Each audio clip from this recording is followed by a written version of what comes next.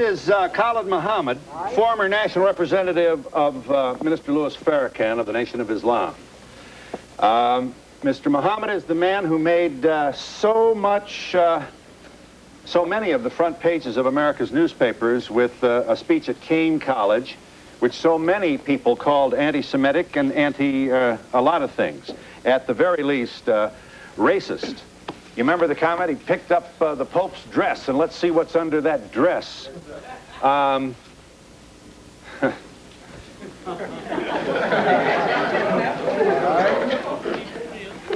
Here's what you said about Colin Ferguson, the man who shot a Jamaican African, 6 people on the Long Island train. Mr. Muhammad speaks. Where they set black inmates up in these jails and penitentiaries, and in particular there in Nassau County, and pulled all the black officers out and the black inmates so they could jump on Brother Colin Ferguson, because they were mad with him for catching the Long Island train and killing all them white folks. I love Colin Ferguson.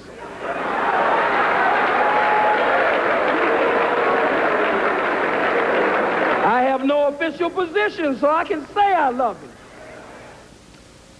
You love a man who randomly killed 6 people on a commuter train? I love Colin Ferguson just as much as the masses of white Americans love General Schwarzkopf, General Westmoreland, General Patton, General MacArthur, and Eisenhower.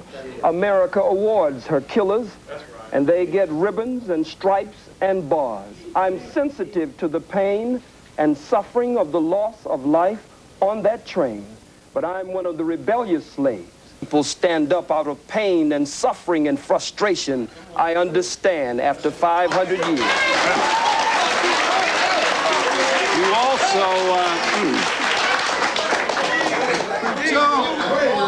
you talk about the response of some African Americans to, for example, the book which attempts to prove that the Jews are involved in the slave trade. I'd be happy to let them see that. You talk about when white folks can't defeat you, you said in your speech at Kane, they'll always find some Negro, some boot-licking, butt-licking, buck-dancing, bamboozle, half-baked, half-fried, sissified, punkified, pasteurized, homogenized nigger that they can trot out in front of you. I would ask you, Mr. Muhammad, is Jesse Jackson a boot-licking, homogenized nigger? To the best of his ability, I believe he tries every day to do that. Here you are mocking Jesse Jackson at a speech, I believe this is Howard University. Roll the tape. Oh, boot-licking, buck-dancing, scratching, shuffling, messy Jesse Jackson. You keep.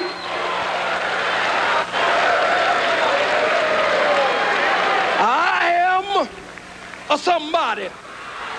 I am a somebody who keep hope alive. I am a somebody. I don't rightly know who the hell I am, but I am somebody. Yeah.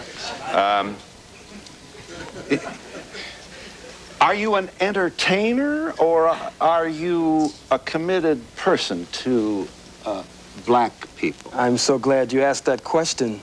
I believe that the liberation and salvation of the black nation must be brought about by black people gaining a thorough knowledge of self after our 500 to 6,000 year Holocaust, where we have lost over 600 million.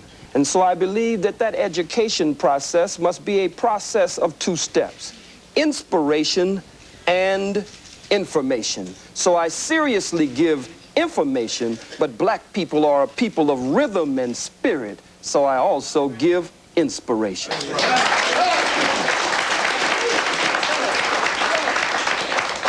From your speech at Kane College in 1960, Chief Luthuli, the head of the ANC, received a Nobel Peace Prize, you reported to your audience, reminded them, for nonviolent struggle. Yeah. Just like Mandela just received it with F.W. de Klerk. How could you stand with your oppressor and your enemy and receive the Nobel Prize for nonviolent struggle? You do not support, then, Nelson Mandela's strategy in the struggle to free black people in South Africa? Let us first of all be very clear here, Phil. Nelson Mandela is my brother. So is Jesse He is a member of the family, and so is Jesse, and Jesse is a very brilliant man. We just want him to return home and stop being used by the enemy and the oppressor against his people. Now back to Brother Nelson Mandela. And certainly we can never mention Nelson without mentioning Winnie Mandela. But Nelson Mandela's attempt at a multiracial government in South Africa after the murder of men, women, children, and babies, and the rape of South Africa, a criminal settler colony that has been established like Israel there in that part of the world. I cannot go along with one man, one vote. Let me say why. If someone broke into your home, Mr. Donahue, and actually bum-rushed your home, and Black Boot stomped your door down, and came in and robbed and raped everyone in the household, and was able to take the wealth of your home and parlay it into an empire. This is an invader. This is an intruder. This is a murderer. This is a burglar. This is a criminal. So you have no responsibility to share your home with them after they broke in and committed the crimes that they did. You said about South Africa, we give him, that is to say white people, 24 hours to get out of town by sundown. That's all. If he won't get out of town by sundown, we'll kill every white that ain't right that's in sight in South Africa. We kill the women, we kill the children, we kill the babies, we kill the blind, we kill the cripple, we kill them all. We kill the faggot, we kill the lesbian, we kill them all. You say, why kill the babies in South Africa? Because they're going to grow up and oppress our babies, so we kill the babies. Are you seriously presenting yourself as a man interested in the future of your people with this kind of rhetoric? I'm just as interested in the freedom of my people as I am in the self-determination or the Kujichagulia, self-development, them being self-defining, self-respecting, and self-defending. If the white man has killed millions of our people, and you cannot deny the undeniable and indisputable and irrefutable truth, fact, proof, and history of their bloodshed there in South Africa. I said it would be merciful if they would leave. I don't agree with a government, a sham government. No man walks out of prison after 27 years and becomes the president unless there's a script and a plan behind the scenes to remove the economic sanctions from whites in South Africa, but no real plan for redistribution of the wealth. The Oppenheimers, the De Beers, and others there sucking the blood of our people. So I said, be merciful. Give them a period of time. 24 Truman gave the Japanese a period of time. But when they didn't comply, he dropped the bomb on men, women, children, and babies. I make no apology for that statement. I believe that the invasion of South Africa was an act of unprovoked war. One nation against another nation. And nations must fight for the self-determination. They had no business there, Mr. Donahue. Yes. Would you like to see Aristide return to Haiti to his rightful, duly elected position as president? From what I have learned and studied of President Aristide, from what I can see and those I've been privileged to talk to who are close to him, he appears to be a very sincere man. He appears to be a man who really loves our people there and wants to see our people breathe free and correct the problems that colonialism and other disruptions is very definitely at the root of. However, Phil, I do not want to see my beloved brother, President Aristide, returned to Haiti by the power of a Bill Clinton. Because if Bill Clinton can help to return him there, he will always attempt to be the puppeteer who will pull the strings and try to dictate to my brother how he should carry out the affairs of government there. Your comments appear to bespeak a political position in which you have no interest at all in reaching out and hoping and working for a multiracial community of harmony and peace. Am I correct in saying you have forsaken that ideal? My arms are tired, Phil. We've reached out for 500 years. Too late now. We faced tanks. We faced water hoses and cattle prods. Vicious dogs bit the breast of black women off in those protest marches of the civil rights movement. Vicious four-legged dogs sicked on us by two-legged dogs, bit into the groin and the private parts of black men, women, and children. So, Mr. Donahue, I believe that the white man is absolutely disagreeable to live with in peace, and that no one has been able to get along with him nowhere on the face 196,940,000 square miles of the planet Earth. And so you will continue this rhetoric. You will continue and action. And action. Action. What kind of action? Strategy to affect what in the United States of America? Let's start with us. No wise general sits with a representative of the opposition to discuss battle strategy and battle plans before the entire world. I don't think that would be wise. But the mission of the most honorable Elijah Muhammad and the mission of my spiritual father, the Honorable Minister Louis Farrakhan, whom I love very much, and I want to be in that number when he takes 1 million black men to Washington, D.C. to call for reparations and justice. Their work is a work of liberation and salvation. Their work is a work to raise the mentally and spiritually dead black man and woman after we have been robbed of our names, our language, our religion, our culture, our God, our folkways, mores, and robbed of a power, the power of our own being. Lift up the Pope's skirt to see what's under there. This is high school stuff. Words like faggot. It's an immature sort of failure to really get out of the old Beavis Butthead kind of environment. Certainly you can't be proud of this kind of language that you use. Well, if it is high school, then the Bible, listen for a second, the Bible speaks of lifting up the skirts of the garment. Oh, I'm surprised that you feel.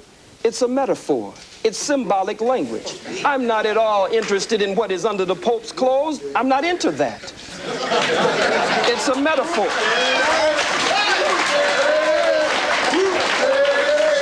Let's see what's under there. Let's see what's under there, you said. But it is a metaphor to say, let us expose the Pope. According to H. Shelton Smith, President Emeritus of Duke University, in his book entitled In His Image, quote, the Catholic Church and the Pope were directly involved in the institution of slavery. They financed slavery and gave the okay that it was good business to sell Africans. Lift up the skirts of his garment so that we can see the shame and reveal what has been hidden. But it has nothing to do with sexuality whatsoever. Well, what do you suspect has been hidden? I believe that it has been perpetrated before the world. To discover what it might be? Well, we're saying lift up the skirt again. I don't believe you're missing what I'm saying. Well, lifting up the skirt again, as the scripture says, raising the skirts of the garment. I'll say it once more for you, and only once more. Has to do with revealing the history, the hidden history. When you lift up someone's garments, then you show their shame. You show up their private parts, that which they normally hide from the rest of the world. I'm not dealing with organs under the garment. I'm dealing with the organ of slavery and those parts that have been kept private from the masses of the people. We are in New York City with Khalid Muhammad, and we'll be back in just a moment.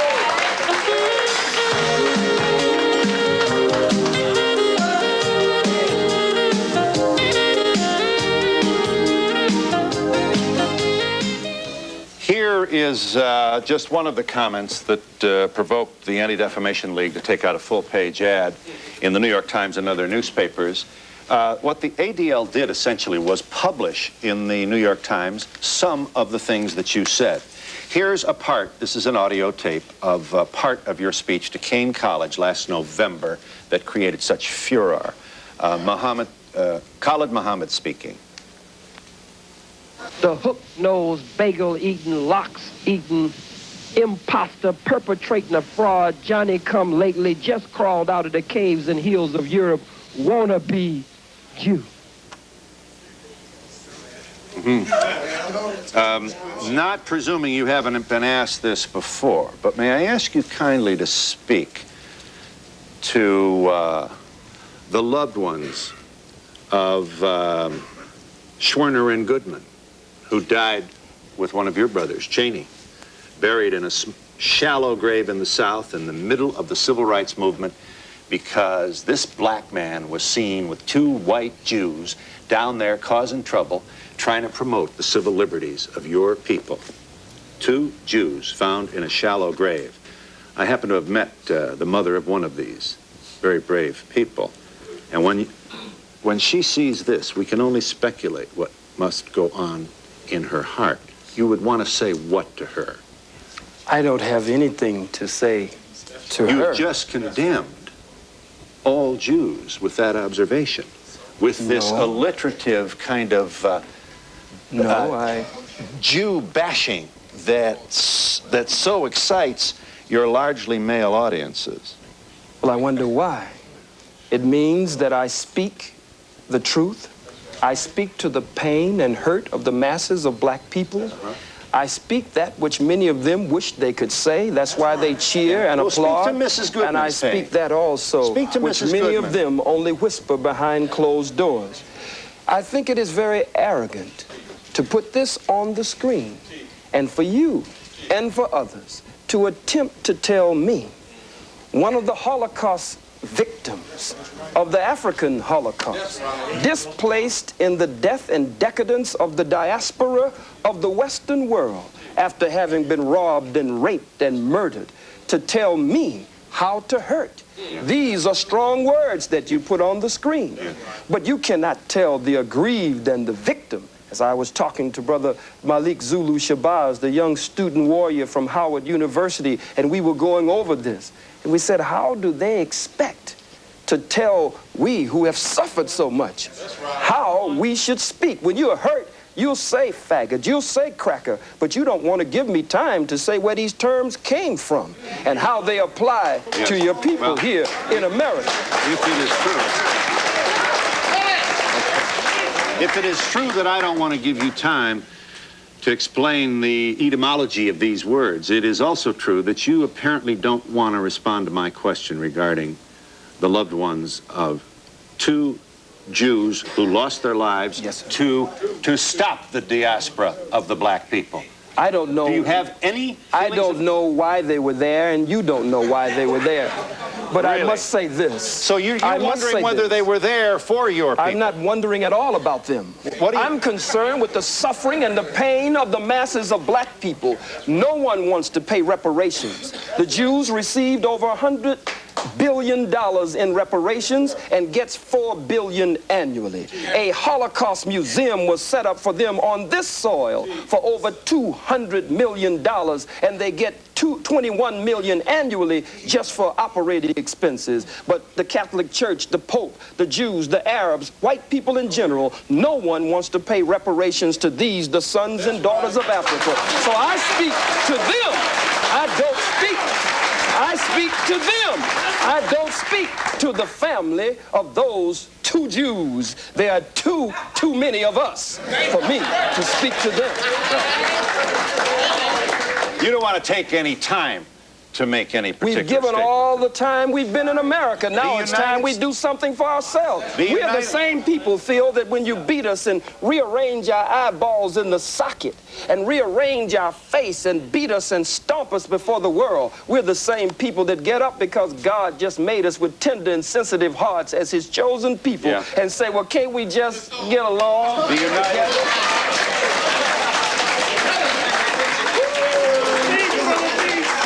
The United States House of Representatives, in an unprecedented action. I don't know whether there's a precedent for the U.S. House to take its time to debate and vote on the condemnation of a private citizen, but it has done that. 435 members of the House of Representatives debating the condemnation of Mr. Muhammad. Here are two members of the House on opposing sides. Calling for the censoring of Mr. Muhammad is Congressman Lantos, followed by Congressman Abercrombie, who makes a statement in behalf of free speech. Watch this, House of Representatives. On November 29, 1993, at Keene College in New Jersey, Mr. Khalid Muhammad, a senior representative of the Nation of Islam, delivered an outrageous and violent attack on the principles of racial, religious, and ethnic intolerance. His attempt to incite violence by preaching bigotry and hatred must be swiftly and forcefully condemned by this body. Governmental sanction against any speech, objectionable as it may be, is always suspect. The Constitution has proven to be our strongest safeguard against the Muhammads of the world. Let us respect and revere the Constitution of the United States and vote down this resolution. Congressman Abercrombie's position did not carry. The final vote by the House of Representatives on the matter of condemning Mr. Muhammad was 361 yea, 34 nay. You have, sir, been condemned by the United States House of Representatives. I assume you are flattered by that action.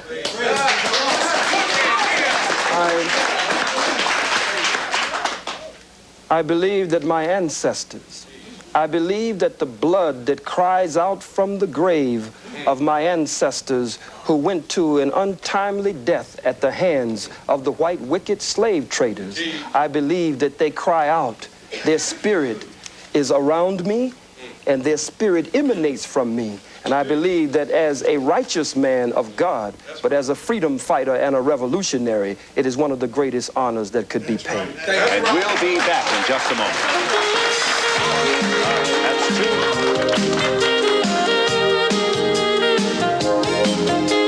Area code. Yes, I have one question for the white audience that's watching this. A lot of times they ask, what can they do to help this situation? And I feel that they should go over to their people and represent this issue the same way this brother puts his life on the line for us. They should be doing the same thing, because otherwise it's going to be a one-sided view. They need to reach their people as well. Yes. What I'd like to know is, what do they say to the KKK, the skinheads, the Nazis? They're so worried about this one brother. What about them? Well, I don't know whether you want to suggest that all white folks support the KKK. Well, enough of them do. Yes. Yeah. Nobody says anything about, nobody disputes the facts or his facts. His facts are right and exact, and no scholar will debate Dr. Khalid, because Dr. Khalid is right. I'm going to answer that lady's question. Half of the white population does not support KKK. But this gentleman up here is throwing prejudice towards white people only, and it's unfair. Yeah. Yes, sir. Yes, my thing is, if what he's saying is not true, let's bring somebody forward to prove him to be a liar. Sir. Briefly, please. Muhammad, can you please tell me why it's blacks who are killing hundreds of thousands of blacks in Rwanda and other places? And can you please tell me why from Haiti, blacks from Haiti are just risking their lives to come here to the United States of America? I'll tell you if I get a chance. Black people have been robbed, as I said earlier, of a knowledge of self. And when you rob people, sir, of a knowledge of self, then it means that they start to take on the characteristics and the nature of their oppressor and their colonizer. And his mind, by automatic, systematic, remote control, rules in our people. He gives them the guns and the weapons and the drugs and the alcohol, the way you did our brothers, the red man and the red woman, brothers and sisters, the way you did our Latino brothers and sisters, and then you pit one against the other and then say, look at what these people are doing.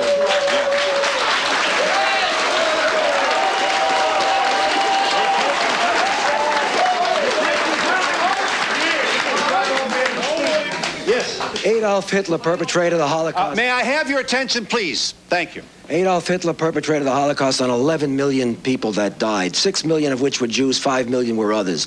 Am I to understand that you would very much support his way of doing things, and him for that matter?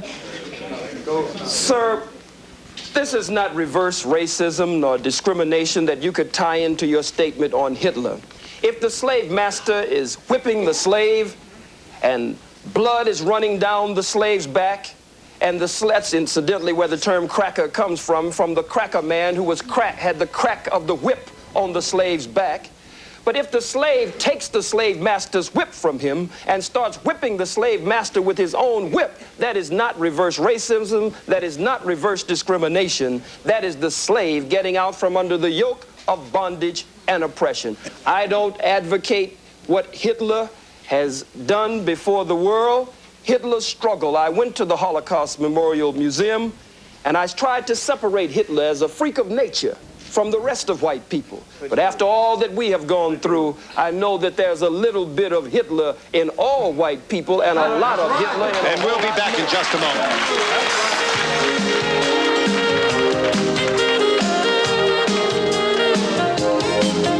Yes, to the Jewish brother up there, well, not brother, but the Jewish man. What about Goldstein, who slaughtered 39 Palestinians and became a Jewish hero? Publicly, rabbis said what about the fingernails, Dr. Khalid? Said that the rabbis said that the fingernail of one Jew was worth more than all of the Arabs in the world, and the New York Times ran the lead story with the photo showing the Jews filing past his grave. Yes. They not only called him a hero, but a saint. Yes, may I make this point, Mr. Muhammad? The atrocity perpetrated by Goldstein was roundly and publicly condemned by the entire leadership of the Jewish community in America, as well as the leaders of the state of Israel. Let me ask you this. They publicly condemned that action, and I can't even get you to look into the camera and convey even the remotest notion that you have in your heart some love for two Jews who died trying to save black people in the South. I speak of You Schwimmer cannot and get me Goodman. to look into the camera and do that. Yeah. May I ask you to kindly speak to that? You cannot get me to look into the camera and show love for two Jews. I don't even know them. I live with this pain and suffering every day among my own people. Look at our babies. They're in the Oakland, in the Bay Area. They're watching Schindler's List. You have your Schindler's List, but for us, it's been a swindler's list because someone is attempting to steal our birthright. They stopped the movie. Take our babies out of the movie as though it's such a moral outrage. And then Spielberg comes in. The governor comes in.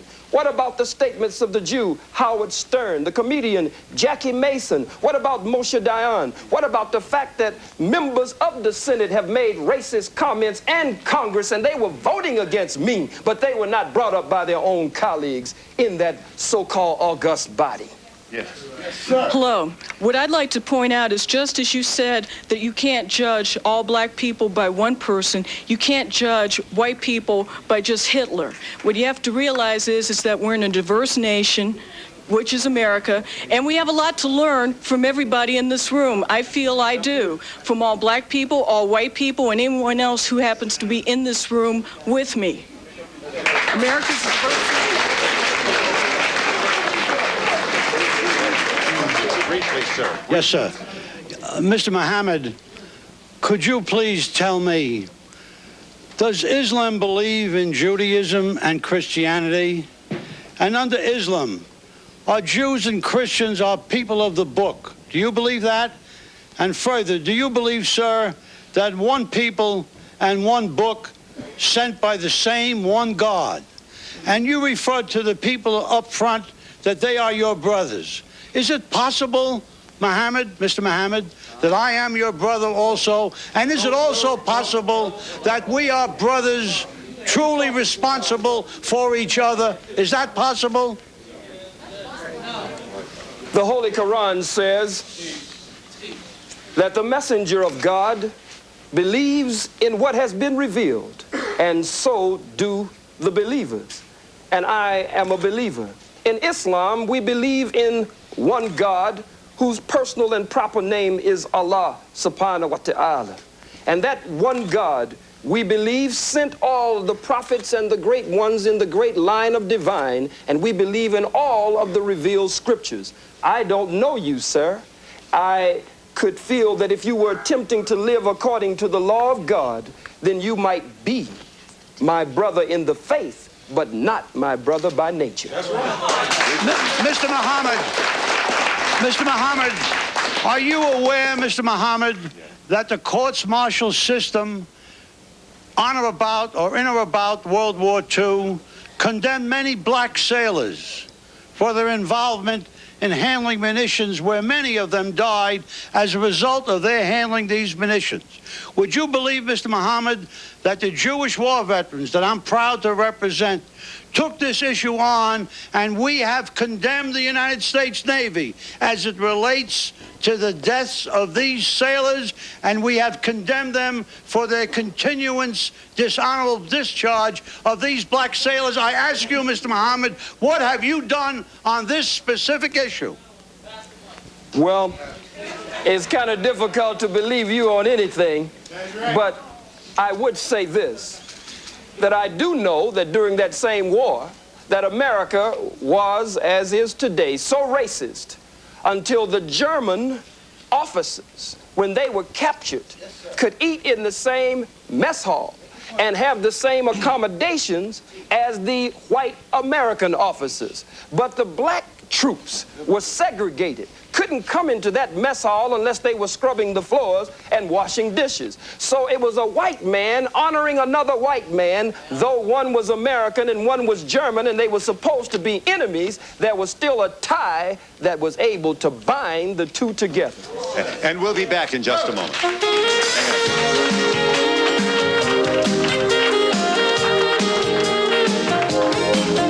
Yes. Yes. You want to show that? What is that? Is that a... It's a black man being burned alive with an audience like this cheering and applauding and tiptoeing to get in the picture. Mm-hmm. Yes, ma'am. Yes, hi. Yes. I'm representing Queens College, and everyone is talking about what's been denied, but the problem that we have as students is our history is not being taught in the textbooks. Right. And by me being a student and a citizen of America, yes, I would like to know, when is that time going to come so you can learn about my history and understand my people? We are not in your books. Yes. Sir. Yes. Yes, Phil, I like to say that, you know, what he's saying is being backed up by Jewish scholars as well. This is not only the information that Khalid has. Jewish scholars have the information. I'm from Fort Worth, Texas. He came to Fort Worth, Texas, where the police department is killing black men wholesale. 6 black men have been killed in less than a year. But through his effort, there's been a change on the gang members' part in our community. So we appreciate Brother Khalid. Yes.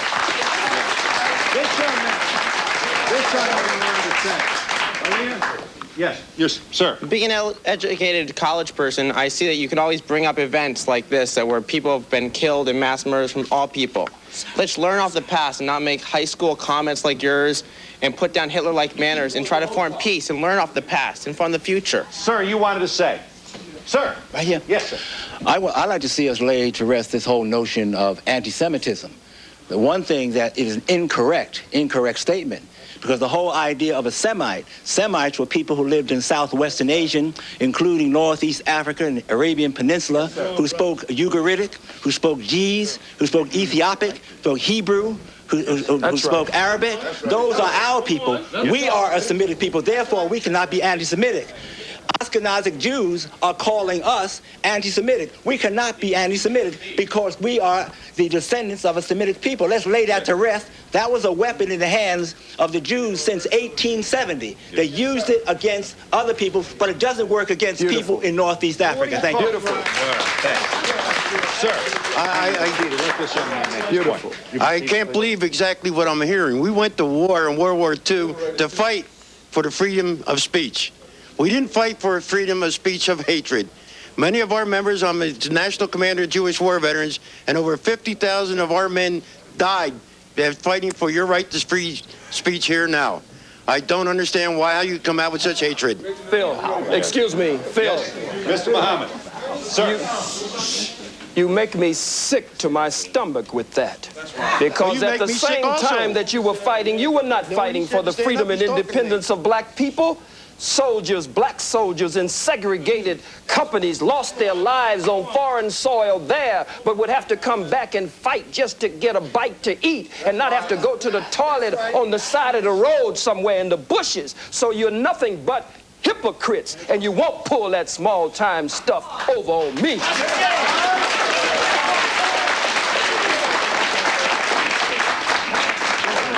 Yes, ma'am.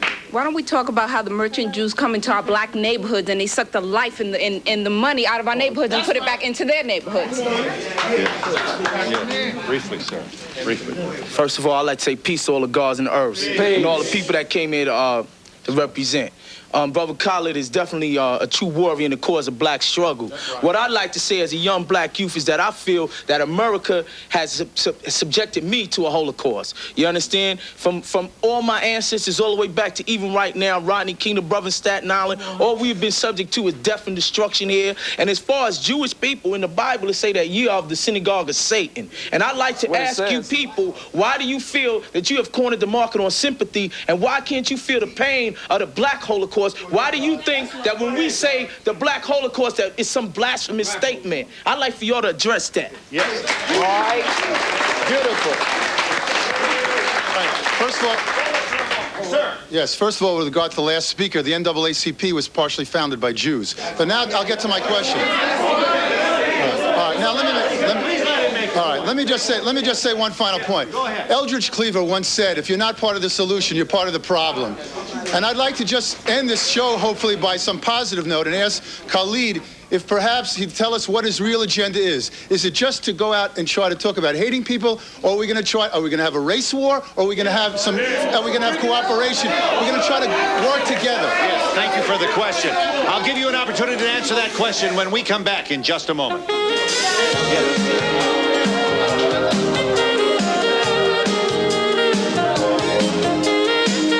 Pursuant to our agreement with Khalid Muhammad, I'm pleased to share this number with you. This is the Black African Holocaust Council 800 number, 1-800-859-0170. I say again, this 800 number is 859-0170, the Black African Holocaust Council. The gentleman has a question of Mr. Muhammad. Are we going to preach hate? Are we going to have a race war? Where are we going, and what would you like to do to promote where you think we should go? We are taught by the Honorable Minister Louis Farrakhan to show courtesy, respect, and kindness, to be polite to all people as long as they are courteous, respectful, kind, and polite to us. That's right. But we must look at the fact that we don't teach hatred. Everywhere we go as black people, we face hatred. Look at it. Look at it. Angel food cake, white people say, is white. Devil's food cake, you say, is black. You wear white to weddings and black to funerals. Black ball, black male. You give us a blonde-haired, blue-eyed, pale-skinned, buttermilk complexion Jesus in contradiction to the black Jesus with nappy hair in the Bible. Our own babies, according to behavioral scientists, our baby girls, when confronted with choosing between a black doll and a white doll, there's been so much damage done, they choose the white doll and say the black doll is ugly. So racism is everywhere and it's institutionalized. We cannot really be racist because racism is prejudice plus power. Nothing I say up here nor anywhere in the world will impact, stop fronting, will impact on any white folks in this audience, on your job, in politics, in economics, in housing, in the society. We don't have the power to do that, so we cannot be racist. You know what I'm saying?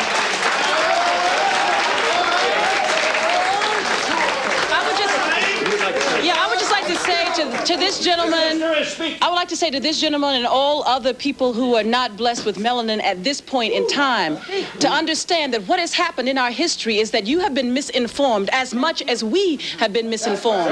Much of the information that is brought forth, not only from Dr. Muhammad, but other areas, other scholars, are not available to you, as a sister said, in your curriculums that you have for 400 years when you did not allow us to read and write and was being hidden. Whether you, sir, personally did that or not, it was a legacy that was passed on to you. And I end by saying the Holocaust is simply the greatest atrocity on film. Ours was not filmed. Thank you.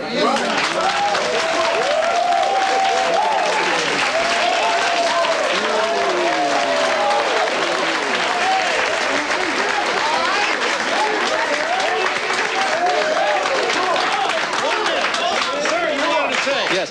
I don't understand Islam. I am a Christian. May I have your attention, please? Certainly. But I am a Christian, and you mentioned Jesus. And let's go back historically and see what Jesus did. Jesus died for me, and he died for you.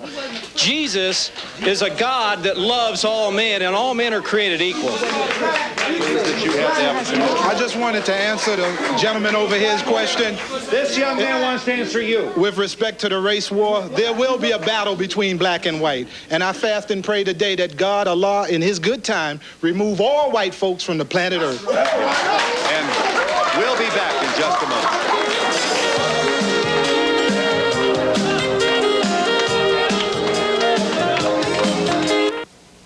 I feel the gentleman over there made an incorrect statement. That really was not necessary. That's all. Okay. Yes. Seconds left. Second. Yes, ma'am. I just want to say yes, that my love and loyalty goes to Dr. Muhammad. And sister over here is a little lost. She got the contact lenses in, you know, the fake lenses, but we won't go into that, you know, it's no news. All right, my point is, there is, you know, we seem to be attacking issues that really have no relevance. This is one man making a statement that is factual, like brothers and sisters said. These are in the books written by Jewish scholars, not by him. He's just quoting, and we're attacking him. So, what's this? What's the name of this book, brother? Please. Secret Relationship Between Blacks and Jews. Okay. Yes. I have time only to thank you all for your contribution to our discussion. Thank you for joining us. Join me in thanking all the speakers for their contribution. Services provided and promotional fees paid by the following.